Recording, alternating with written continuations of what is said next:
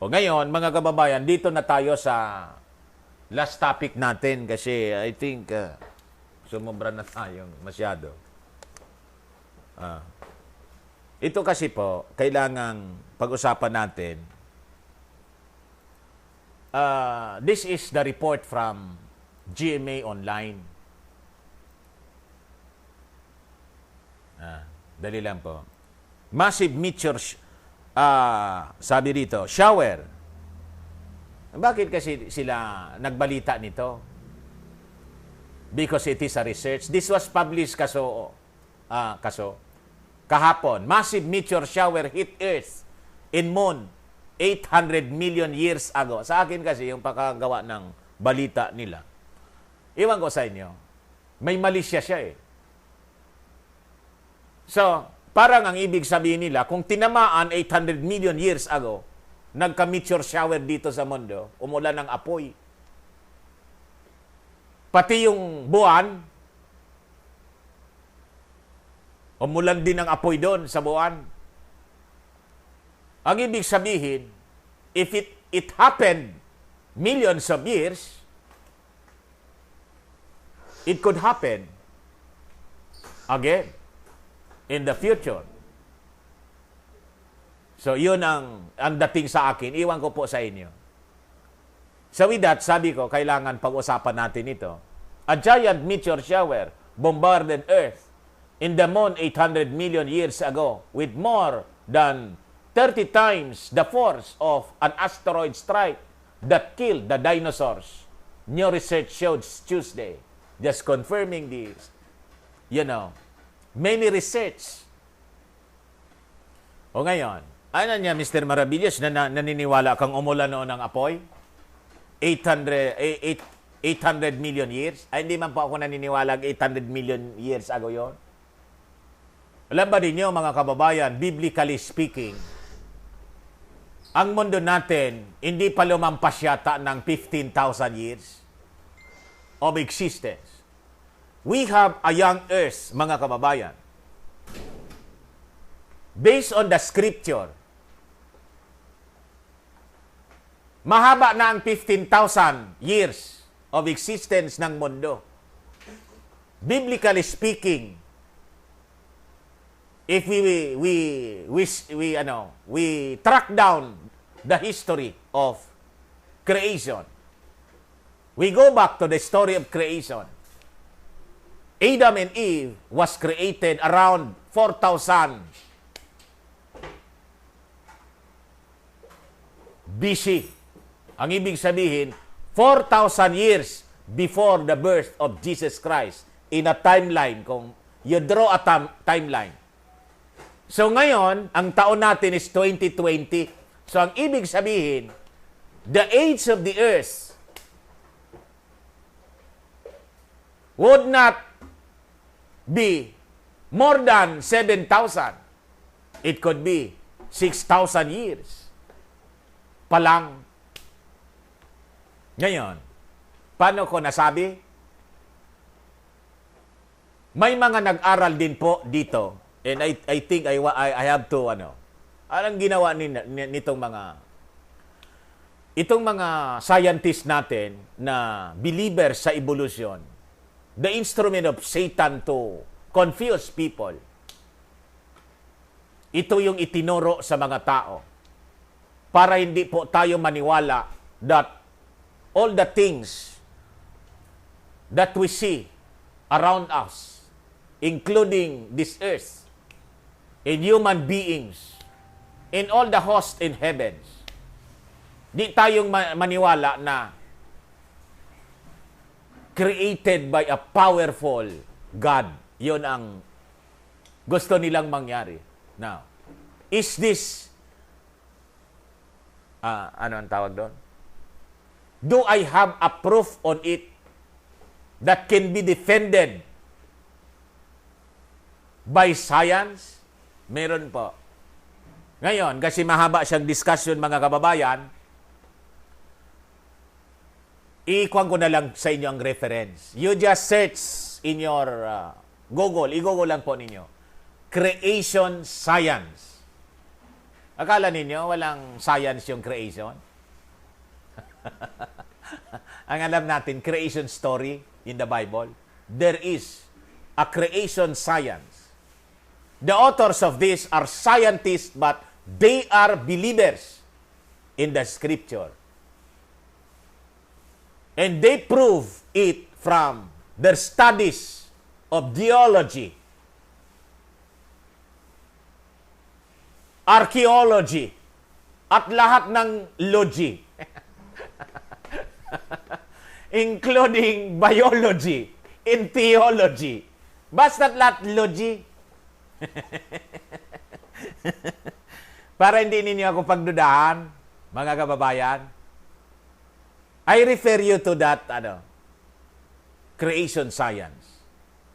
You will discover, based on their studies of archaeology, biology, theology, mga kababayan, comparing with the scriptures, you will find out, mga kababayan, na this planet Earth is a young Earth. Napakabata pa in the story of this scientist, mga kababayan, believing in the Big Bang Theory, Darwinism, evolution, mga kababayan, that theory is wrong. Far from the truth. Gaya nga po, ang tinuturo sa atin, tingnan ninyo ang mga published research nila. 800 million years. Ano ginawa ng tao 800 million years ago? Sige nga. Paano ninyo nalaman na 800 million? Nandun na kayo? Sa panahon na yon? May recorded na? Estimate lang ninyo. Tsamba. You see? But the evidence of creation, the evidence of the great flood, the discoveries on the field of archaeology, by creation science, mga kababayan, would tell us the age of this planet Earth will not be more than 7,000 years or 10,000 years. Pinakamahaba ng 15,000 years. Because the story of creation, Adam, after the earth and all the surroundings, hosts, can be traced back around as recorded in the scripture. Hindi magsasalita ng kasinungalingan. Ang Bible, mga kababayan, is scientific. You will discover that.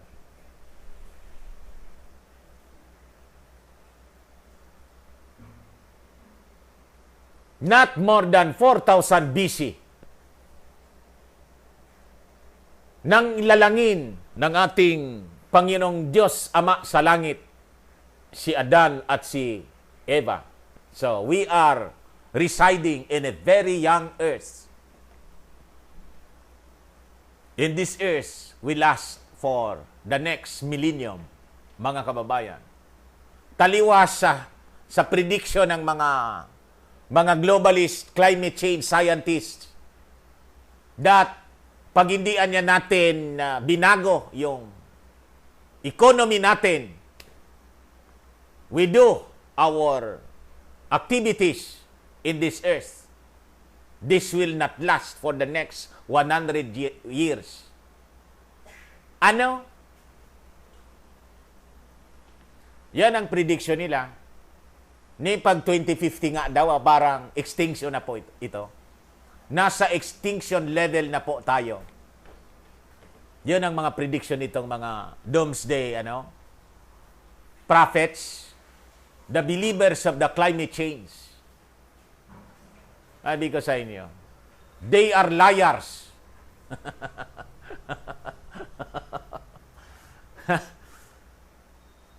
Ito po mga kababayan na sinasabi ko sa inyo as I go back to the topic, massive meteor shower hit Earth and Moon 800 million years ago. Sinundan siya mga kababayan ng mga movies, Deep Impact.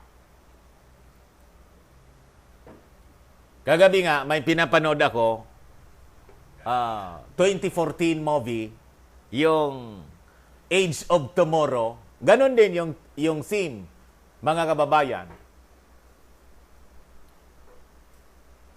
Ang tema din, yung pagbagsak ng mga apoy galing sa langit. Asteroid impact. Ngayon, mangyayari ba siya?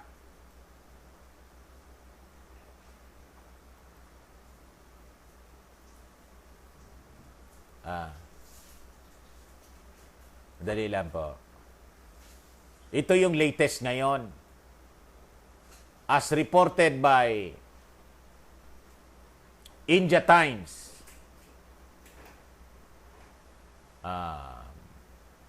Science and Technology article published from India Times. Science, a NASA asteroid 2020.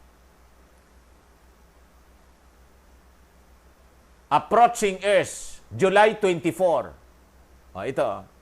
NASA warns of huge asteroid approaching Earth on July 24. Kailan ang July 24? Ngayong linggo. Friday, ano? Basahin ko po sa inyo. Bakit nila ito pinapalabas? May mangyayari ba? Mayroon po. Ito, hindi man po ito tatama. Flyby siya.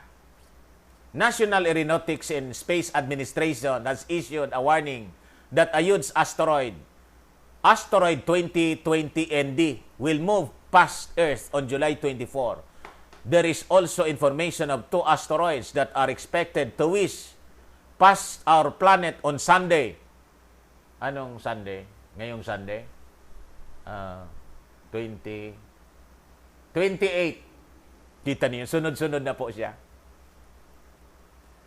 The 2 asteroids named by NASA are 2016 DY30 and 2020 ME3. Potentially hazardous asteroids are currently defined based on parameters that measure the asteroid potential to make threatening close approaches to the Earth. Bakit mga kababayan pinapublish nila ito? The reason for that, alam nila it will happen as reported by GMA Online kahapon, that 800 million years ago, umulan ng apoy that killed the dinosaurs. Ngayon, ang tanong, mauulit po ba siya? Sasabihin ko po sa inyo, opo, mauulit siya. Kailan? It will happen in the tribulation period. Based on the Bible, mga kababayan, uulan talaga ng apoy. Basahin ko po sa inyo. Revelation 8, chapter 8. The second angel sounded his trumpet in something like a huge mountain. Kita ninyo. Hindi man siya bundok. It is like a huge mountain. Ano po ang huge mountain? Ano ang mountain? It can be made of soil combined with rocks. Nang tumingala, mga kababayan, si John the Revelator, na parang nanonood ng Netflix, pinakita ng ating Panginoong Jesus sa kanya ang magaganap. At nang tumingala siya, nakita niya parang isang bundok na nag-aapoy. Kita ninyo. The second angel sounded his trumpet in something like a huge mountain, all ablaze, was thrown into the sea. Nahulog. Itinapon kasi, mga kababayan, galing sa langit. Bumagsak siya sa dagat. A third of the sea turned into blood. Naging dugo siya talaga siya? Ay, hindi man po. Tingin ni John, parang dugo. Is it possible? Of course. Bakit? Nandyan yung mga lamang dagat. May dugo sila, pula. Nagtaka pa tayo, mga kababayan, kung bakit naging pula, dugo, umalo sa tubig dagat yung mismong dugo. That is why the sea turned into blood. Tama? Sabi ko sa inyo, ang Word of God can never be wrong.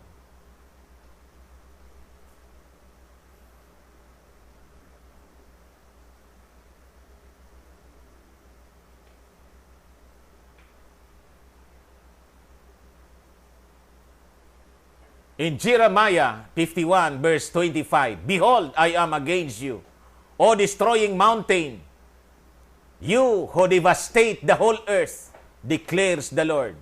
I will stretch out my hand against you. I will roll you over the cliffs and turn you into a charred mountain. Kita ninyo? Charred mountain. Pag sinabi ninyong charred, parang charcoal, charred, sunog.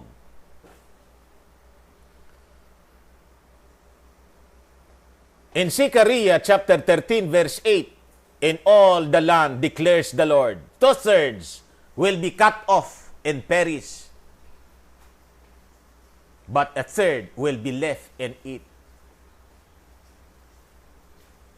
A third part, mga kababayan, referring to us people, the inhabitants of the earth, will perish. Kaya nga po, sinasabi ko po sa inyo, mga kababayan, wag nating baliwalain yung warning. These are all signs. The signs of His coming, in the coming tribulation, all unfolding before our very eyes. And it is reported, mga kababayan, yung mga tanda is being reported on the newspapers.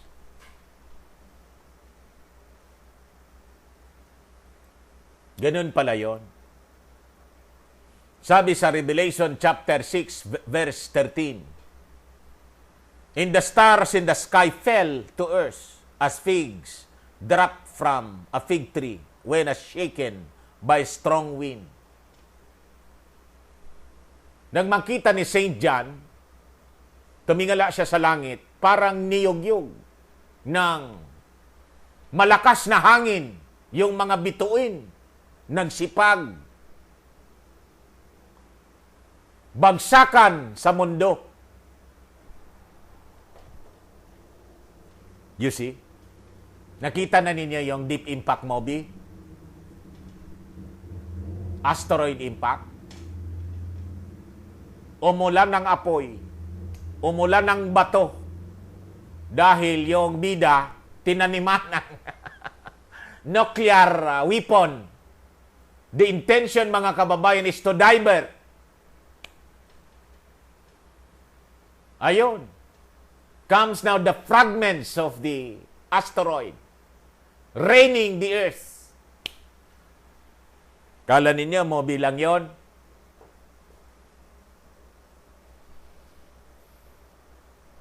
Alam ng mga scientists. That is why yung mga tawag dito, mga NASA scientists po, laging nakabantay sa langit. Alam nila ang dami. I asked you, di ninyo ba alam na in the space, napakaraming bato, space rocks ang tawag. It is taught on us in science. And in fact, the ring, yung ring ng Saturn, rocks.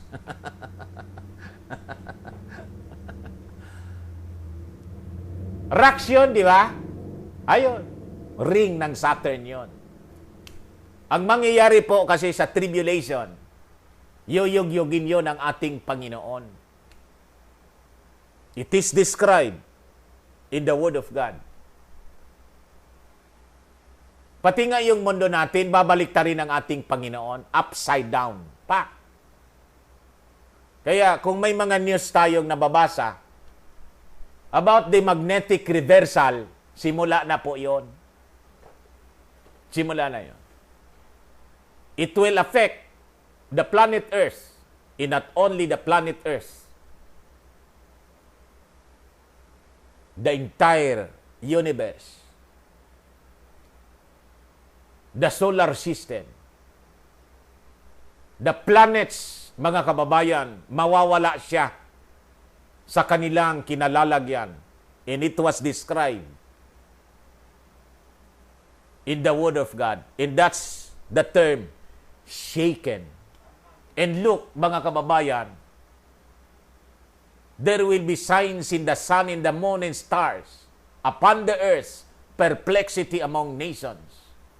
Men fainting from fear upon the expectations of the things that are coming unto the world, for the powers of heaven shall be shaken. Pag translate po ninyo sa Tagalog, you can look that in the Bible. Nabasa ko na po siya. The powers of heaven shall be shaken. Ang translation po sa Tagalog, Bible. At ang mga planeta ay mawawala sa kanilang kinalalagyan. O, kita ninyo. Ang ibig pong sabihin, mawawala sa orbit. Mr. Maravillas naman na niya. Grabe na. Hindi man po ako ang author noon. Tingnan mo nga, kuya. Look, ano yon? In the powers of heaven there will be signs in the sun. Tingnan mo nga, kuya.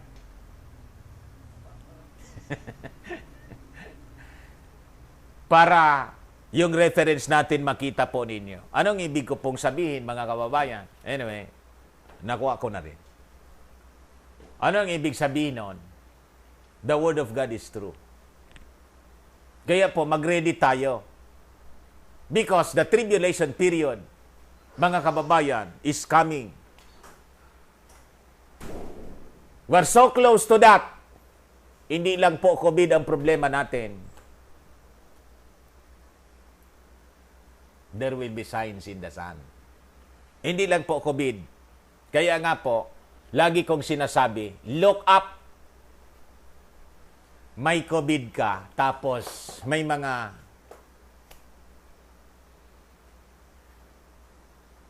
the believers are not destined unto wrath. Kaya, relax po tayo. O, yung magnetic, na sinasabi po ninyo, the magnetic field ng Earth, ang immediate effect nun, sa compass, and it could affect the, sabi nila, it could affect the satellite. Sabi ni June Laplano, magnetic effect of Nibiru. Possibly.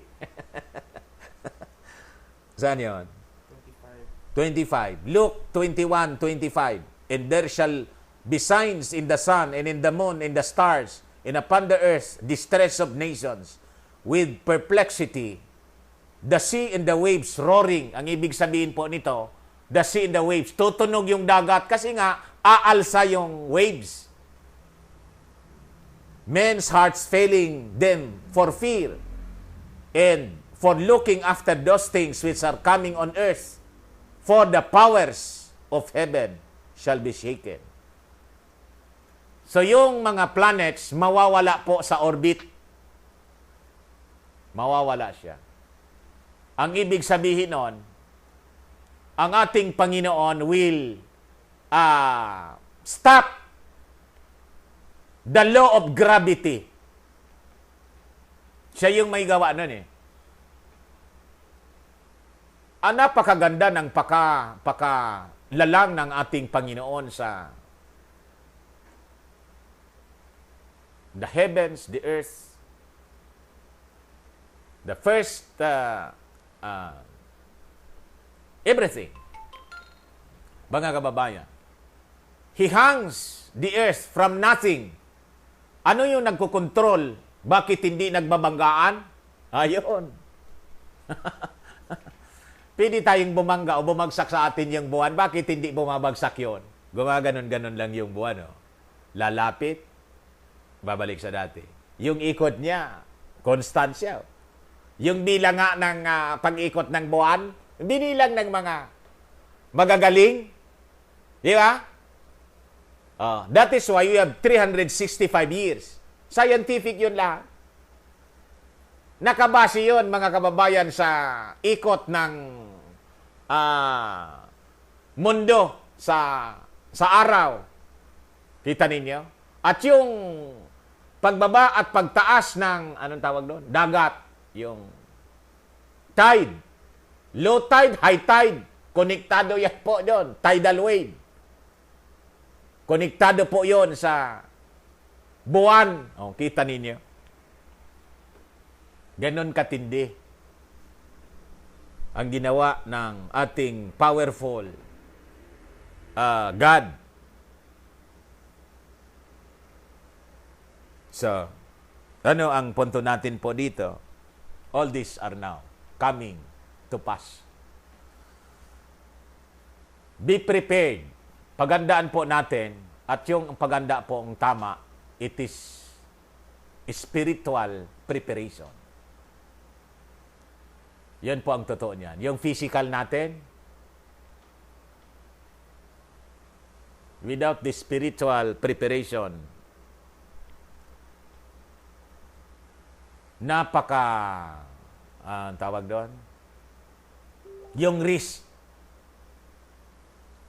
Napakatindi ng risk ng future po sa atin. So, hindi ko po ito sinasabi sa inyo para sindakin kayo. Sinasabi ko po ito sa inyo to tell you that all these are coming to pass. And it's happening right now as prophesied in the Word of God.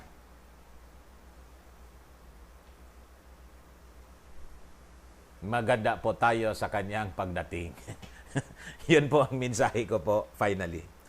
And ito pong ating programa ay atid sa inyo ng Firmax at ng Automatic.